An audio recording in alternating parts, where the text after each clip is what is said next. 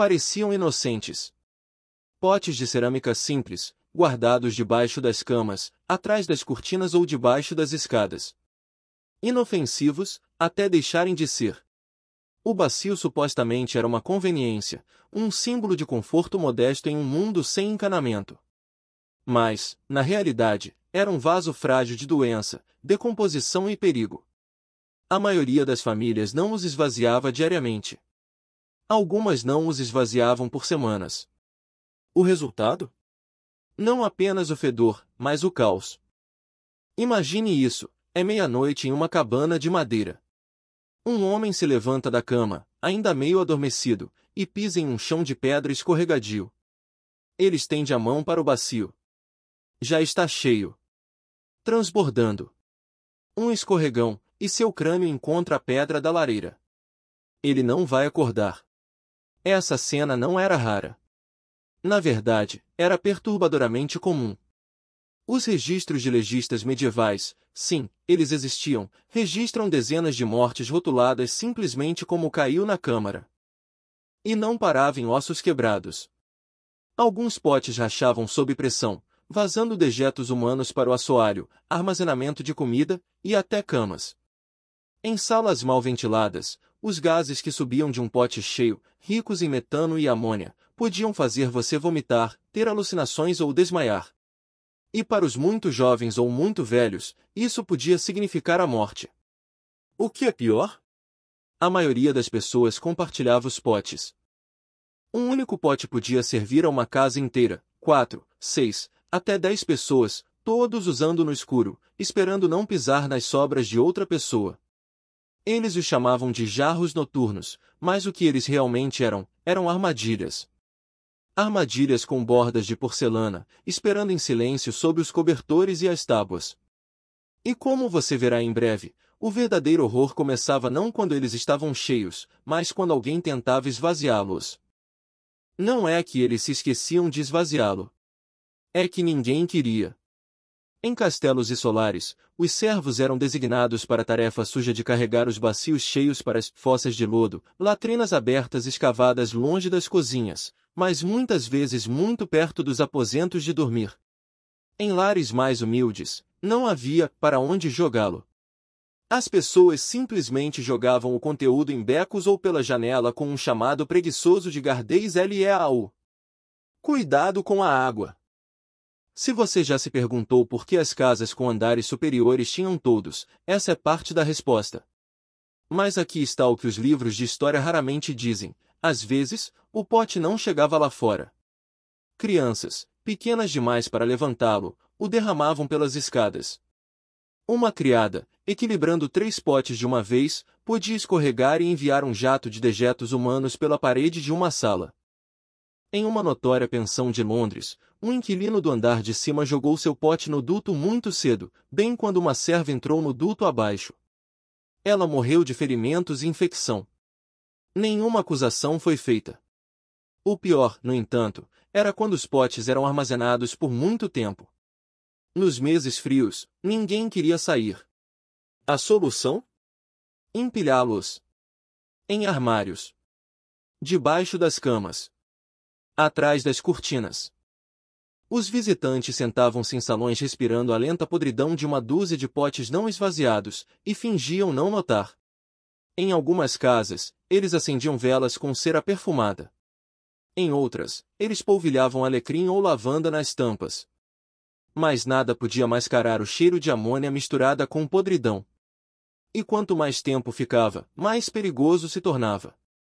Porque quando um bacio ficava muito tempo, ele não apenas continha sujeira, ele se tornava uma placa de Petri. Um único arranhão na borda podia abrigar tifo. Fumos podiam causar desmaios. E às vezes, a pressão aumentava por dentro, até a cerâmica rachar. Lentamente. Silenciosamente. Uma crônica do século XIV descreve um monge idoso que acordou com um leve som de sibilo debaixo de sua cama. Pela manhã, ele foi encontrado inconsciente, sua sala saturada com o fedor de um pote que havia estourado como uma fruta madura demais. Ainda acha que você poderia sobreviver à noite na Idade Média? Isso soa como uma comédia de humor negro. Um banheiro, explodindo? Mas para muitos na Idade Média, não era uma piada. Era uma ameaça real e física. E podia matar. Os dejetos humanos são ricos em compostos orgânicos. Quando eles ficam por tempo suficiente, especialmente em espaços quentes e sem ventilação, como quartos medievais ou banheiros particulares, eles fermentam.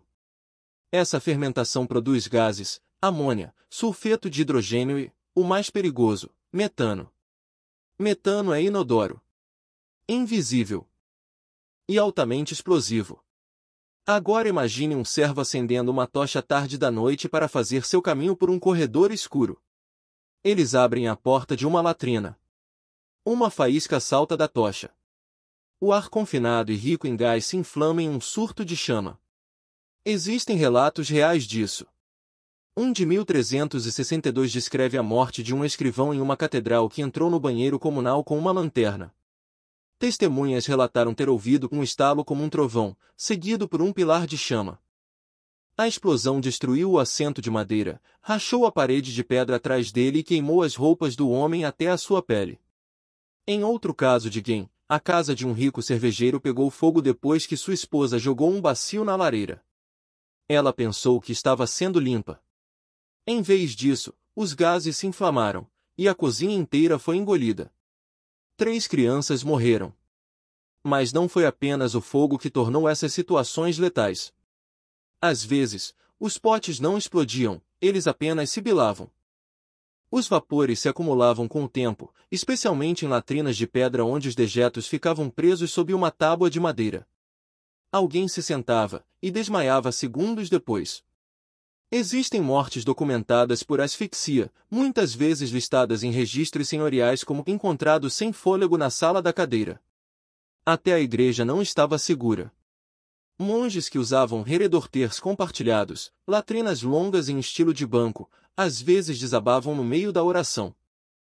Em um mosteiro alemão, 3 irmãos foram encontrados inconscientes depois de se ajoelharem sobre uma saída de ar. O chão debaixo deles havia ficado preto. Hoje, rimos de rumor de banheiro. Naquela época, era uma questão de sobrevivência. E este era apenas o começo.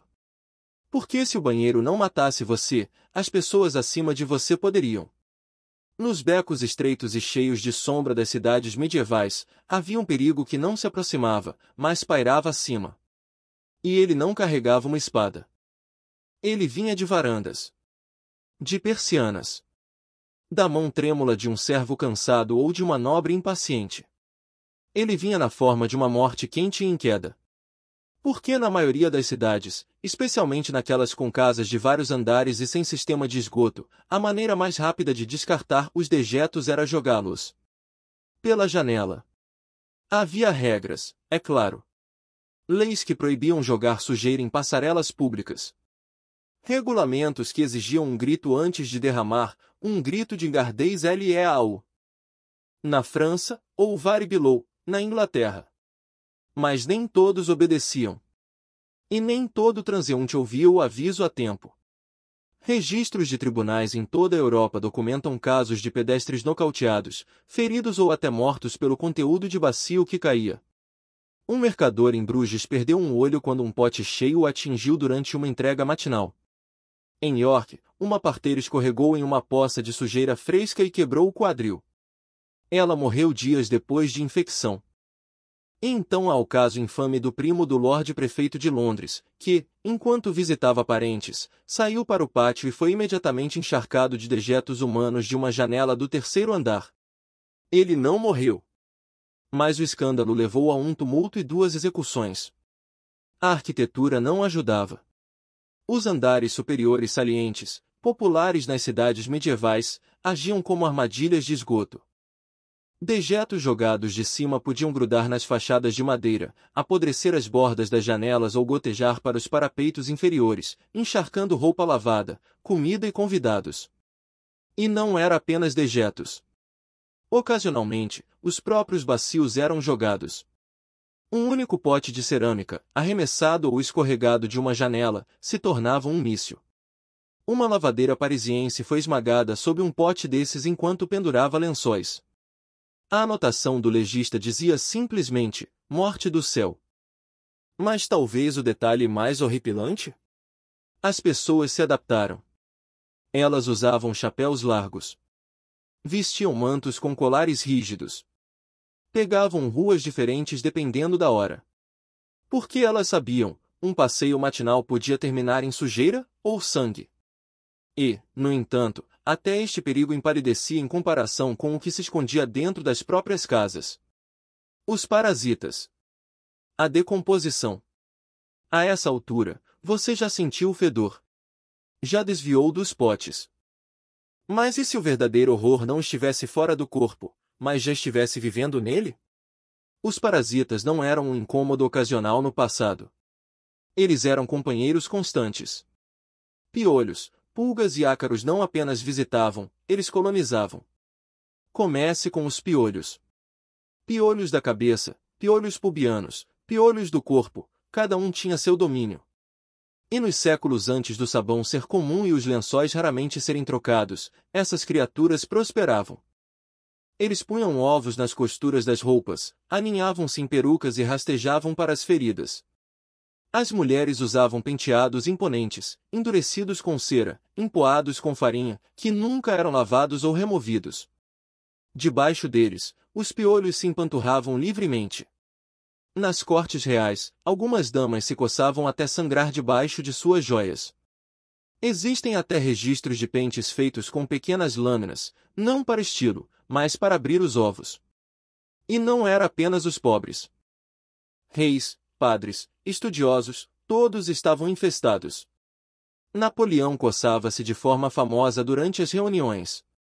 Médicos medievais descreviam as coceiras da classe nobre com humor sombrio. Mas os piolhos eram o menor dos problemas. As pulgas se espalhavam mais rápido. Elas viviam em camas de palha, nas dobras dos mantos, no assoalho. Suas picadas se tornavam sépticas. Uma nobre alemã morreu depois de coçar uma picada de pulga que ficou preta. Seus servos acreditavam que ela tinha sido amaldiçoada. Na realidade, era uma infecção. Possivelmente peste. E depois havia a sarna. Ácaros minúsculos se enterrando sob a pele. Eles faziam túneis. Deixavam rastros. Causavam uma coceira incessante, especialmente à noite, quando o calor da cama os levava para a superfície. As pessoas descreviam a sensação como verme sob a pele. E sem tratamento adequado, as erupções se transformavam em feridas cruas e escorrendo. Mas ainda pior eram as crenças em torno dessas criaturas. Alguns pensavam que os piolhos eram um castigo divino, um sinal de pecado. Outros acreditavam que eles eram protetores, que matá-los irritaria os humores do corpo. Um bispo francês supostamente se recusou a tomar banho, temendo que a água afogasse seus guardiões. Então eles viviam com eles. Os alimentavam. Os sofriam. E o tempo todo. Eles coçavam. E coçavam. E coçavam. No mundo moderno, a cama é um santuário. Macia. Privada. Segura. Mas na Idade Média, a cama era algo completamente diferente. Era uma armadilha. Vamos começar com o básico. Os colchões não eram feitos de espuma ou molas. Eles eram recheados com palha, musgo, trapos, penas, ou uma mistura de todos eles. E eles raramente, ou nunca, eram trocados. Com o tempo, esses materiais se decompunham. A palha apodrecia. As penas mofavam. O musgo retinha umidade. O resultado? Uma laje esponjosa, úmida e rica em bactérias, perfeita para fungos, insetos, e pior. Percevejos se reproduziam aos milhares nas costuras e no enchimento. Eles se alimentavam à noite, deixando rastros de sangue e excrementos. Um relato do século XV descreve um nobre acordado por furúnculos vermelhos nas costas, postos como moedas por demônios. Outro fala de uma garota cujas pernas ficaram pretas de picadas, erroneamente diagnosticadas como possessão demoníaca. E depois havia os roedores. Buracos roídos em colchões convidavam ratos. Ratos faziam ninhos em estrados de cama. Algumas casas nobres colocavam anéis de metal em torno dos postes da cama para deter os vermes que subiam, mas poucos podiam pagar por tais luxos. Mais aterrorizante eram os restos corporais deixados para trás. Porque o corpo humano na Idade Média não era o que imaginamos. As pessoas dormiam com suas roupas de baixo, muitas vezes sujas, e muitas urinavam ou suavam muito durante a noite. Sem bacios, alguns simplesmente se aliviavam no chão ao lado da cama. Ou pior, diretamente no colchão. Servos falavam de senhores cujos lençóis fediam tanto que os convidados se recusavam a sentar. E em conventos, os registros revelam que jovens freiras às vezes desmaiavam durante as orações da manhã, não por piedade, mas pelo ar viciado e envenenado dos quartos compartilhados. Lavar lençóis era perigoso. Muito frio. Muito trabalhoso. A água podia congelar. Sabão era raro. Então eles eram reutilizados. De novo. E de novo. E todas as noites, ao deitarem para dormir, as pessoas do passado sabiam, algo rastejaria. Algo morderia. Algo infeccionaria. O descanso não era um conforto. Era um risco. Ela se chamava Sabine. Apenas 15 anos de idade, trazida de uma vila próxima para servir no solar de Lord Etienne de Argentergenja. Seus deveres eram simples, ou assim o mordomo disse. Varrer os chãos, buscar água, polir os castiçais e limpar os potes. Os bacios. Cada quarto tinha pelo menos um. Alguns tinham dois. O próprio Lorde insistia em um pote particular de estanho forrado com folhas de alecrim para adoçar o perfume. Mas pela manhã, cada quarto fedia amônia e podridão. O trabalho de Sabine começava antes do amanhecer, andando na ponta dos pés em chãos de pedra congelada com uma bandeja de sujeira se movendo em suas mãos trêmulas. Ela não podia derramar nem uma gota. Havia acontecido uma vez, no ano anterior. Outra garota. O fedor encharcou os tapetes. Eles a espancaram até que ela vomitasse sangue e a enviaram de volta para o campo com a espinha machucada. Sabine tinha visto. Ela se lembrava. Os potes tinham que ser esvaziados na vala de dejetos atrás das cozinhas, uma vala rasa coberta com tábuas e rastejando com moscas. Mas para alcançá-la, ela tinha que passar pelo grande salão. Se os guardas da casa estivessem acordados, eles zombavam, bloqueavam seu caminho, levantavam as tampas e riam. Vamos ver o que a dama teve para o jantar. Às vezes eles não a deixavam passar de jeito nenhum, e ela tinha que esperar, ajoelhada, até que seus joelhos congelassem no chão. Uma vez ela desmaiou com o cheiro. Outra vez, ela ficou tão tonta que virou a bandeja. A sujeira espirrou em seus próprios pés. Ela foi chicoteada por isso. Mais pior do que o castigo eram as infecções. Suas mãos rachavam de sabão e geada. Os fumos cicatrizaram seus pulmões. Seu cabelo cheirava a urina mesmo depois do banho, não que ela tivesse permissão para se banhar com frequência. As camareiras eram consideradas impuras, e ninguém a deixava perto do bom linho ou dos ícones sagrados. Ela era invisível, até cometer um erro. Então, de repente, todos os olhos estavam nela. Uma noite, Sabine tentou esvaziar um pote que havia sido selado. Ela não sabia por quê. Talvez alguém tivesse esquecido. Talvez fosse para ser uma piada. Quando ela forçou a tampa, ele explodiu, a pressão se acumulou do calor de uma podridão de dias. O conteúdo espirrou pelo salão. Os cães de caça do Lorde começaram a uivar. A filha dele desmaiou. Sabine ficou em silêncio, pingando. Ela foi açoitada, sim. Mas pior, ela foi dispensada. Sem salário. Sem sapatos. Enviada de volta para sua vila com uma carta marcando como impura e inapta para o serviço. Ela morreu naquele inverno de febre. Ninguém se lembrou de seu nome. Nenhum retrato. Nenhum registro. Nenhuma justiça. Apenas o fedor permaneceu, incrustado nos pisos de madeira onde ela uma vez se ajoelhou. E os bacios continuavam a encher, dia após dia. Porque a história não cheira a rosas. Ela cheira a maldição de Sabine. Ninguém lhes agradecia. Ninguém os olhava nos olhos. Eles entravam nas salas ao amanhecer, com a cabeça baixa, aventais manchados, mãos com bolhas de água fria e lixívia. Eles eram as camareiras, as limpadoras invisíveis da vergonha corporal medieval. O trabalho delas? Esvaziar os potes noturnos. Esfregar as cadeiras de urinar. Jogar os segredos de ontem nas sarjetas da rua antes que o sino da manhã tocasse. E às vezes, sofrer em silêncio quando os segredos reagiam. Porque nas casas de nobres e mercadores, os dejetos não eram apenas um incômodo, eles eram um símbolo de status. Quanto mais potes, mais grandiosa a casa. Alguns tinham dezenas. Um por convidado, por quarto, por capricho. O que significava que o turno da camareira começava antes do nascer do sol e terminava em exaustão.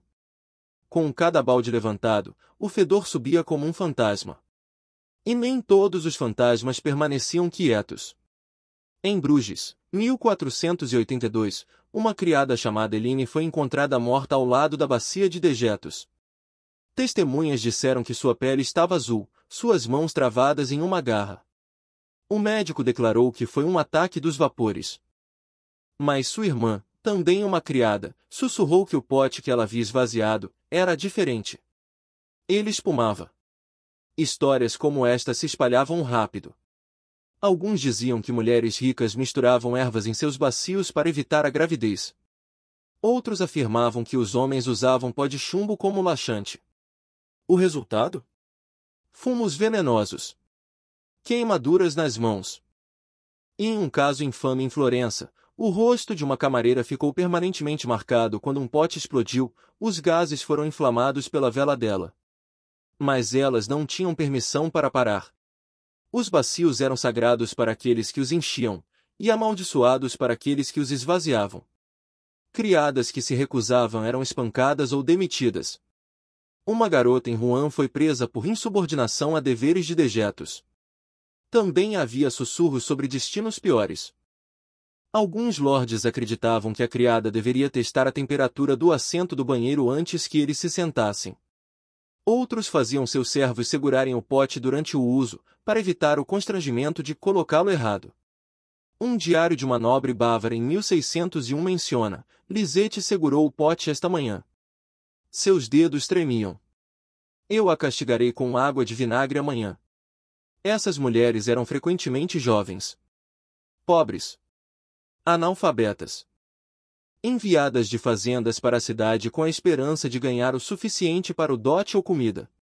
Mas muitas nunca saíam do serviço. Suas costas quebravam antes que seus espíritos o fizessem. Seus pulmões falhavam antes que suas orações chegassem ao céu. Elas desenvolviam doenças estranhas. Sangramentos nasais constantes. Visão embaçada. Mãos que tremiam quando a água fria as tocava. Um médico em Praga chamou isso de o tremor do pote, uma doença única dos trabalhadores de dejetos. E às vezes, elas desapareciam.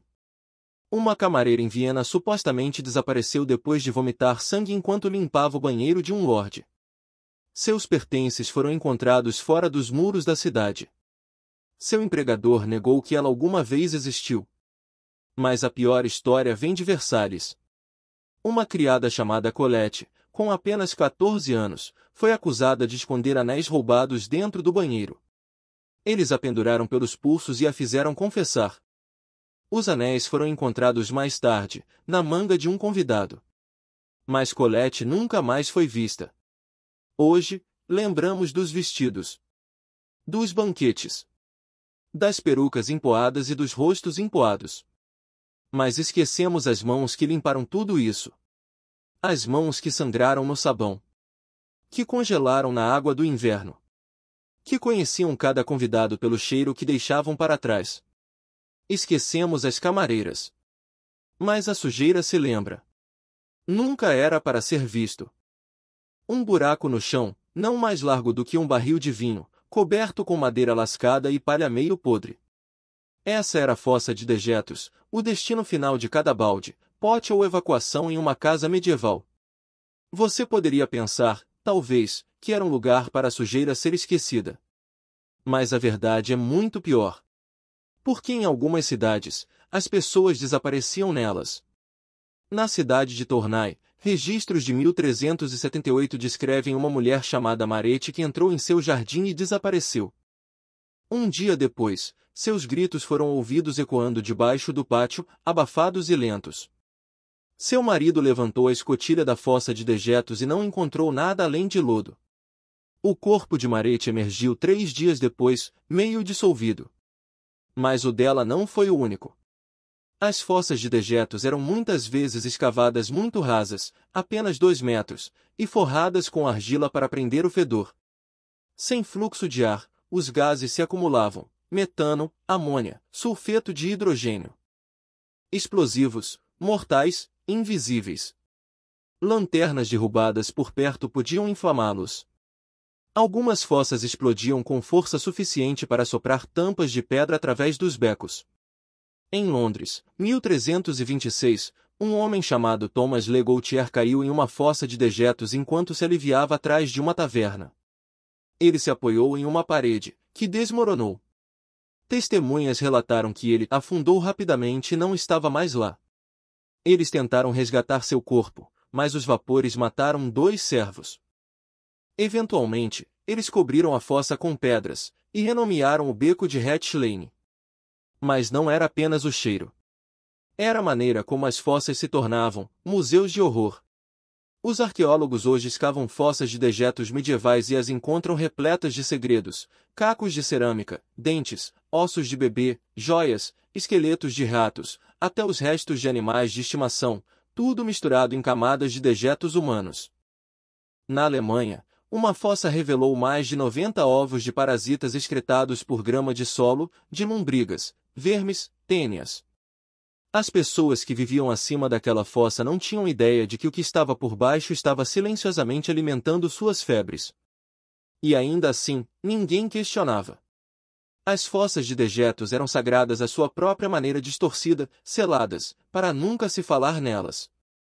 As crianças eram avisadas para não brincar perto delas, não por perigo moral, mas porque o chão pode te comer.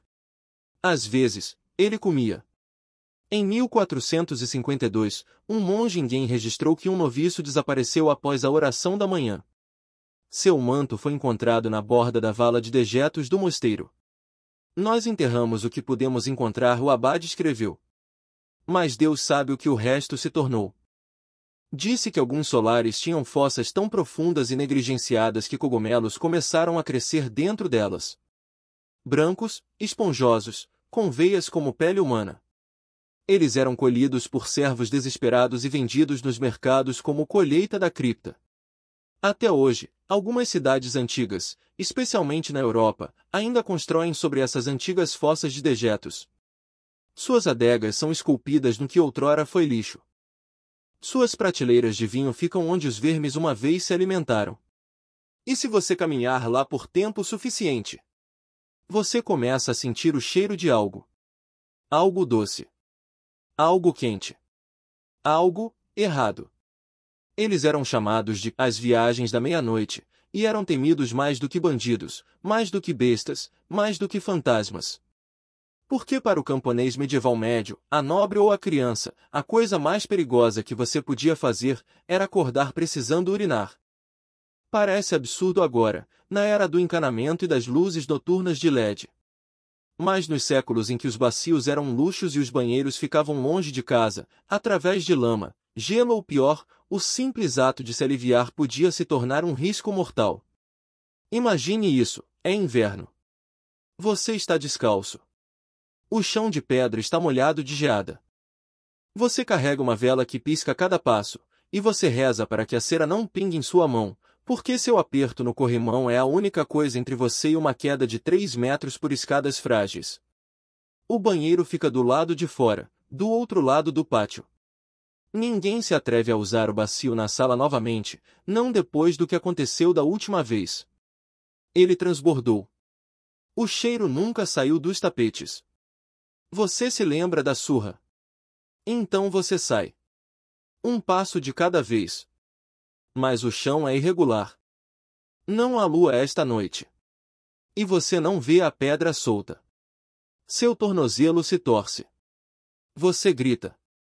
A vela se apaga. E então silêncio. Muitos não sobreviveram à queda. Existem relatos de York, 1439, de famílias inteiras que perderam crianças dessa maneira. Uma menina de 6 anos chamada Alison tentou encontrar o banheiro durante uma tempestade. Ela escorregou na lama, bateu a têmpora nas lajes e se afogou em uma poça, de bruços, a poucos metros da porta. E mesmo se você chegasse lá, o perigo não tinha acabado. Os banheiros eram cheios de farpas, ratos e tábuas que desabavam. No escuro, você não podia ver a borda. Alguns não tinham assento de jeito nenhum, apenas um buraco sobre uma fossa. Um escorregão, um passo em falso, e você caía na própria doença. E ninguém o puxaria para fora. Um conto francês do início dos anos 1500 fala de uma criada chamada Odette que nunca retornou de sua visita noturna. Seu corpo foi encontrado na manhã seguinte, com a cabeça rachada na laje de pedra ao lado da fossa. Sua camisola estava encharcada. O padre disse que foi o castigo por sua vaidade. Mas outros sabiam melhor. As corridas noturnas eram tão temidas que algumas pessoas simplesmente não iam. Elas se seguravam. Por horas. Por dias. O que levava a infecções urinárias, rupturas da bexiga e morte. Há um registro de Lubeck de uma mulher que se recusou a se aliviar por modéstia durante um festival. Ela desabou durante a missa e morreu com a barriga inchada como um tambor. Algumas casas mais ricas inventaram cadeiras de urinar, tronos de madeira ornamentados com buracos cortados no assento e um balde escondido embaixo. Mas eles eram barulhentos. E os servos eram frequentemente castigados se fossem ouvidos à noite. Então as pessoas rastejavam. De mãos e joelhos. Em silêncio. Na esperança de não acordar os cães ou o primo bêbado dormindo perto da lareira. E às vezes, apenas às vezes, eles conseguiam. Mas eles nunca esqueciam o medo, de um mundo sem luz, de pedra gelada, do escorregão repentino que podia acabar com uma vida. Eles temiam as escadas. Eles temiam a porta. Mas, acima de tudo, eles temiam a escuridão. Porque no escuro, até sua própria casa podia matar você. Agora você sabe. O que parecia veludo e mármore, estava encharcado de dejetos. E não era apenas em um reino, ou um castelo, ou uma era. Das frias masmorras de pedra da Escócia às moradias ensolaradas de Nápoles, a história era a mesma. Uma civilização que podia dominar a astrologia, construir catedrais e coroar imperadores, ainda não conseguia lidar com onde ir quando o estômago doía. Mas e se eu lhe dissesse que isso não terminou na Idade Média? Na Áustria do século XVIII, durante o reinado de Maria Teresa, os nobres ainda se aliviavam atrás de tapeçarias em banquetes da corte, orgulhosos demais para caminhar até uma câmara. Na Inglaterra georgiana, cadeiras de banheiro alinhavam as salas, disfarçadas de móveis elegantes. Um passo em falso, e um convidado poderia se sentar em algo muito menos do que real. Até a própria tenda de campanha de Napoleão tinha um pote de prata escondido debaixo da mesa de guerra, esvaziado por um servo que dormia ao lado dela. E o cheiro? Ele estava em toda parte. Em 1774, um viajante francês que visitou Versalhes escreveu: o aroma de rosas e excrementos lutava incessantemente nos salões. Naquela época, os perfumes não eram mais um luxo, eles eram uma defesa. Algumas cidades tentaram revidar. Paris contratou vidangeurs, trabalhadores noturnos que arrastavam dejetos humanos pelas ruas em carroças. Mas eles muitas vezes os derramavam. Ou os vendiam como fertilizante, contaminados com doenças. Em Londres, as fossas de dejetos transbordavam com tanta frequência que em 1858 o próprio Tâmisa se tornou um banheiro, e o parlamento foi forçado a suspender as reuniões devido ao grande fedor. Eles penduraram cortinas embebidas em vinagre nas janelas. Ainda assim, a elite se recusou a mudar. Por quê? Porque a inconveniência estava abaixo deles. Latrinas eram para soldados. Para fazendeiros. Não para aqueles que usavam renda. Então os potes ficaram. A podridão se espalhou. E os servos continuaram a morrer de vapores que ninguém se importava em nomear. E talvez, esse seja o verdadeiro horror. Não as fezes. Nem os piolhos. Nem os ossos quebrados das quedas noturnas em corredores escuros. Mas o silêncio. A maneira como uma sociedade tão obcecada com hierarquia, com a etiqueta e pompa, ignorou o sangue e a bile a seus pés. Como eles riam das camareiras. Castigavam cozinheiros pelo cheiro errado. E chamavam os servos de impuros enquanto os forçavam a carregar a sujeira de 100 convidados a cada noite. E talvez, isso ainda esteja conosco. Porque para cada camareira esquecida, há uma lição lembrada, nos esgotos de nossas cidades. No encanamento que damos como garantido. No arrepio silencioso que sentimos quando imaginamos a vida sem ele. Então, da próxima vez que você der descarga, pare. Não com nojo, mas com reconhecimento. Pelas mãos que esfregaram. Pelos pés que escorregaram. Pela respiração que parou, quando o pote explodiu. A história não é apenas coroas e espadas. Às vezes, é o que eles deixaram para trás em uma tigela. Se isso te chocou, ou te fascinou estranhamente, há mais. Neste canal, desvendamos a sujeira real por trás da vida real, dos trabalhadores esquecidos e das verdades sombrias que os livros didáticos deixaram de fora. Deixe um comentário. Você teria sobrevivido à era do bacil? E não se esqueça de se inscrever. Você precisará de força para o que virá a seguir.